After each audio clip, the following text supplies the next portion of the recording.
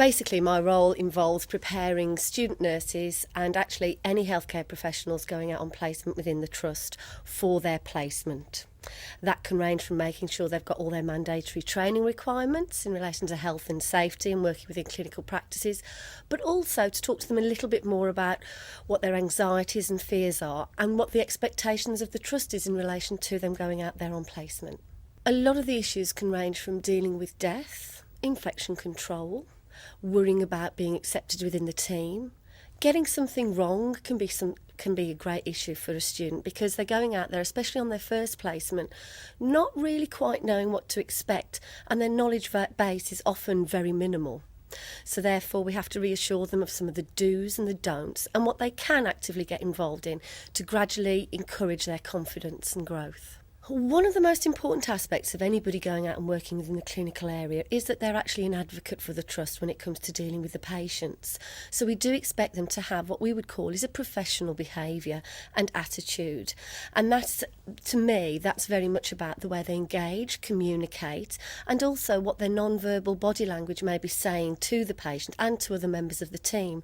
So it's really for them to become a little bit more self-aware about how their behaviour may emanate to others around them. We encourage them to also ask questions. Something students can be really quite nervous about is, will I get on people's nerves? Will the mentor want to work with me? But they have to be very proactive about their learning. So I suggest to students to actually ask questions of the mentor. The mentors are encouraged to get students to ask them questions, and they know that they're there to support you, to enhance your knowledge and improve your confidence while working within the clinical environment. It can be difficult when you first go out because you think you might ask what is called a stupid question, and no question is stupid, because if you're not sure of something you must ask, because ultimately it could be detrimental to the patient. In relation to my role, one of my responsibilities is the capacity management of the number of students that are out there on placement.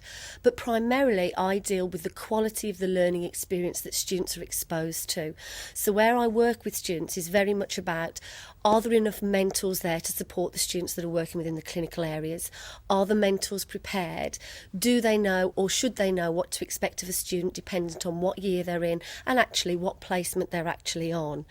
I'm actively involved in ensuring that the quality of the clinical learning environment meets the standards set out by the Nursing and Midwifery Council, and this is monitored on an annual basis.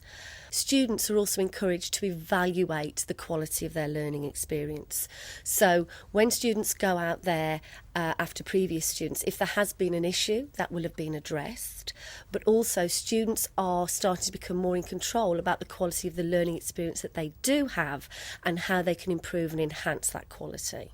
Going out on placement for a student nurse or midwife, the one thing that I would say is prepare. There's a lot of information out there in regards to the placement areas in relation to the shift patterns that they work, but also reading, suggested reading, some terms that you may come across, abbreviations as the healthcare profession is well known for. So do your homework before you actually come out on placement, and that'll give you a little bit more confidence and actually demonstrate to the people within the area that you are actually really interested and committed to that learning experience within that placement area. Consider this choice, career choice, seriously.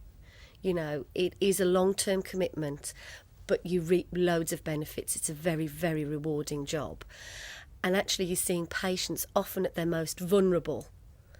And it's a privilege to be able to be invited into somebody's life like that. And for me, you need to take this seriously.